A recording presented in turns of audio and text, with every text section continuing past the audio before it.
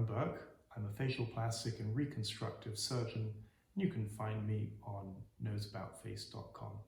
Today we're going to talk about the different varieties of rhinoplasty or septorhinoplasty. We can divide these into broadly cosmetic rhinoplasty, functional rhinoplasty, and reconstructive rhinoplasty.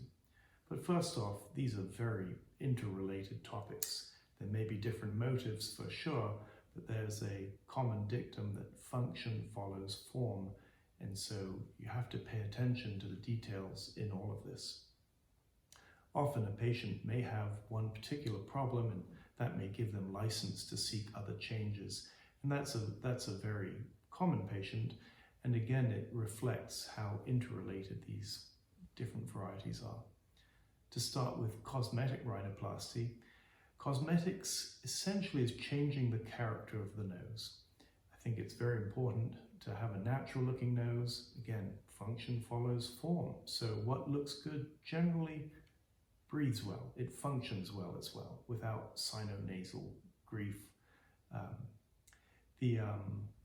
We like to plan cosmetic rhinoplasty with morph type procedures. So we take photographs and we perform the surgery on the computer.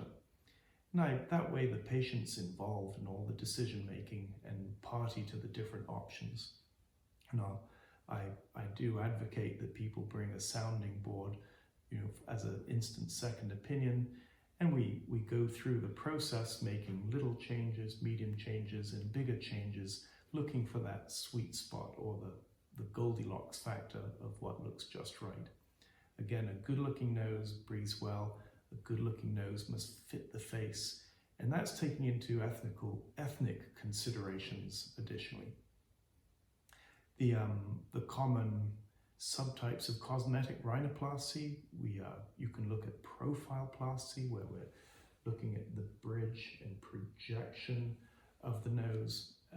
There's often a chin and other interrelated facial issues with that. Symmetry is always important. And the nasal tip is often a more finely refined portion of the procedure. And there are absolute anatomic data points that we use to help guide the process. We'll often press a rhinoplasty design into population averages, but ultimately it just has to look good. And that's what we use the pre-op planning for. With regard to functional rhinoplasty, again, function follows form. So people who don't breathe so well stop caring so much about how their nose looks. It's my job to care, of course, but as interrelated aspects, it's important to keep both of these together. Nasal obstruction can be at multiple different levels. The most common might be a crooked nasal septum. That's both bony and cartilaginous. Then we look at the nasal valve, which is comprised of three components, but apart from the septum, enlarged turbinate tissue can play a role. The turbinates being present to warm and humidify our air, and also the nasal sidewall. So the sidewall can be both bony and cartilaginous.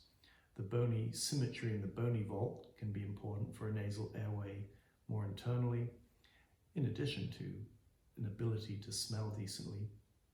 The cartilaginous nasal vault can be subdivided into an internal valve, so the area just below the nose and above the nasal tip, and an external valve, which is more related to the nostril apertures and the actual alar or nostril structures themselves. With functional rhinoplasty, we're essentially trying to restore normal anatomic relationships. There are times we'll need grafting materials. Most commonly, we'll perform turbinate reduction procedures as part of that. My goal is to minimize or create a need for allergy medications as minimal.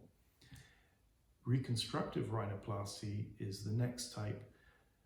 Again, reconstructive rhinoplasty involves cosmetics and it involves a functional nose, and that's the interrelationship of all of these. When we think of reconstruction, we're looking at the three different layers of the nose. So the outer layer will be skin, the middle layer will be bone or cartilage, and the inner layer will be the nasal membranes. Any disruption to any of this anatomy can create the need for a reconstructive rhinoplasty, though most commonly this will be traumatic or skin cancer related, but any insult of the nose can trigger a need for this. With reconstructive rhinoplasty, there's a greater need for adding in structure, but again, all three layers need to be addressed for the very best outcomes. I might finish by saying there is a curious psychology about rhinoplasty. The nose is a foreground structure if it's in any way irregular or noticeable. So if there's an imbalance in the face or irregular asymmetric features, the nose becomes foreground, it becomes more noticeable. And that may trigger someone to say, I don't like my nose, or make them more interested in aesthetic changes. When we perform a well-balanced, natural rhinoplasty that fits someone's face, the nose can become background.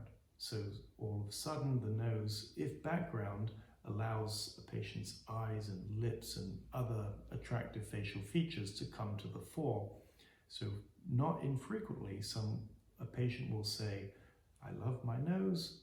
Not many people, not so commonly, have noticed I've had a nose surgery, which I don't necessarily consider a bad thing, because a well-balanced nose again becomes background and people see the other attractive anatomy of eyes and lips primarily come to the fore. I hope this has been useful. Again, I'm Alan Burke. You can find us on noseaboutface.com.